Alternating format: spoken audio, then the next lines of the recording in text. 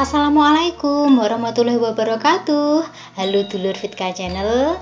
Mudah-mudahan dimanapun Anda berada selalu dalam perlindungan Tuhan Yang Maha Esa, dimudah lancarkan segala aktivitas dan rezekinya, juga diberikan umur yang panjang. Amin. Di video kali ini saya akan membahas mengenai alasan kodam pendamping atau kodam leluhur ya meninggalkan pemiliknya.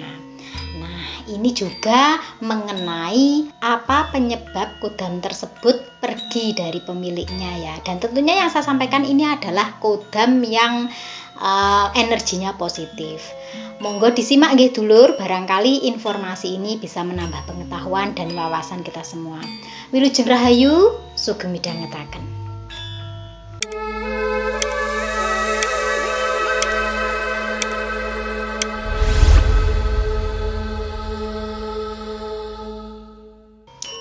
Banyak sekali yang menanyakan mengapa ketika memiliki kodam itu serasa tidak berfungsi atau tidak bisa digunakan, atau kadang sudah tidak ada kesaktiannya lagi.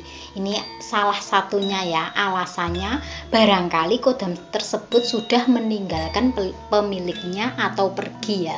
Nah, tentunya ada alasan-alasan tersendiri mereka meninggalkan pemiliknya. Di sini saya menjelaskan berdasarkan dari karakter kodam tersebut ya.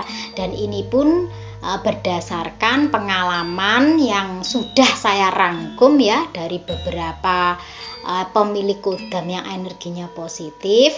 Dan bila pengalaman yang saya sampaikan ini tidak sesuai dengan Anda, mohon dimaklumi karena di sini saya hanya menyampaikan sesuai karakternya karena saya mempelajari karakter ya. Bagi Anda yang memiliki pengalaman yang sama, silahkan tulis komentarnya. Terima kasih atas cerita pengalamannya, dan bagi yang tidak percaya lebih baik di skip saja ya, karena kalau tidak percaya itu nanti nggak nyambung ya apa yang saya sampaikan. Baik dulur, alasan apa saja yang menyebabkan kodam pendamping atau kodam leluhur meninggalkan pemiliknya? Yang pertama itu adalah perubahan energi dari pemiliknya. Ini juga berkaitan dengan karakter yang dimiliki si pemilik ya, entah itu pola pikirnya atau cara pandangnya. Jadi ketika kodam tersebut sudah merasa tidak sekufu dengan pemiliknya, maka dia akan pergi meninggalkan pemiliknya. Entah itu kodam pendamping yang didapatkan dengan cara tertentu ya, misalkan dengan diminta ataupun dengan tirakat ataupun dengan diusahakan dengan yang lainnya, maupun dari kodam leluhur, maka ketika energinya sudah tidak selaras, kodam tersebut akan meninggalkan inangnya atau pemiliknya. Yang kedua, alasannya karena si pemilik ini sering melakukan kejahatan pada semua makhluk ya. Nah, ini bisa karena contohnya ya usil atau suka adu kekuatan. Ini membuat kodam pendampingnya kayak seperti dilempar-lempar ya. Disuruh tanding, disuruh menunjukkan kekuatannya, disuruh sana sini. Nah, ini membuat kodam pendamping atau kodam leluhur yang ada pada dirinya merasa sudah tidak sama ya tujuan awalnya, terkecuali kalau kodam tersebut adalah kodam yang menemani untuk menyembuhkan misalkan ya. Nah, kalau dipakai terus-terusan untuk menyembuhkan orang itu beda lagi ya, karena memang tujuannya memiliki kesamaan yaitu menyembuhkan. Tapi kalau kodam jenis lain, kalau sering diadu kekuatan, kemudian sering disuruh usil kepada makhluk lain ya, entah itu sesama kodam ataupun ke manusia ataupun ke yang lainnya, maka kodam tersebut merasa sudah tidak memiliki tujuan atau cara pandang yang sama. Sama seperti kita, ketika kita memiliki teman yang sangat baik, lalu teman tersebut kita sering suruh-suruh ya, kita suruh tapi sesuatu yang berbeda dari apa yang diinginkan yang disuruh. Jadi dia energinya positif, tapi disuruh ke yang kayak adu kekuatan, kayak usil itu kan negatif ya, maka dia akan meninggalkan pemiliknya. Sama seperti kita memiliki teman atau periwangan yang tidak sesuai dengan dirinya. Kemudian yang ketiga, ini adalah berkaitan dengan seseorang tersebut malas tirakat maupun malas ibadah. Ini biasanya dia mendapatkan kodam tersebut dari hasil tirakat ya.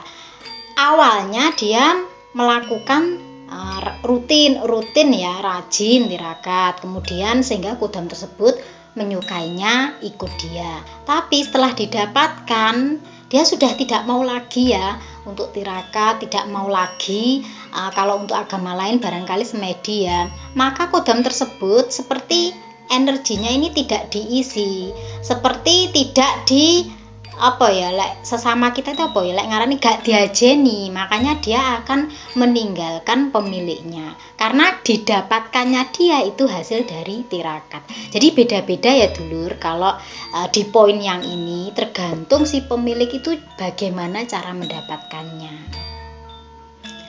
Alasan yang keempat mengapa kodam tersebut pergi dari pemiliknya itu karena kebiasaan memelihara sifat iri dengki. Kalau kodam yang mengikuti adalah kodam yang berenergi positif, itu tidak akan kuat dengan orang yang dikit-dikit memiliki sifat iri dan dengki, karena itu hawanya panas. Jangankan kodam yang mengikuti ya, orang saja kalau bersandingan dengan orang yang memiliki sifat iri dengki itu hawanya berbeda loh. Apalagi mereka yang sudah memiliki hawa yang sama, maka ketika dia mengikuti tuannya dan tuannya itu sudah berubah pikiran ya, sudah memiliki sifat yang demikian, maka kodam tersebut tidak betah sehingga dia meninggalkan. Ini berlaku untuk kodam yang memiliki energi positif. Dan yang terakhir adalah karena si pemilik sering sekali menyuruh kodam pendamping tersebut ya, dikit-dikit disuruh, maka energinya ini akan habis. Kalau energinya habis, dia akan menggunakan energi inangnya atau pemiliknya. Tapi kalau pemiliknya wis gak enak apa-apa nih, untuk apa lagi dia mengeluarkan energi? Makanya dia akan memilih pergi, meninggalkan si pemiliknya.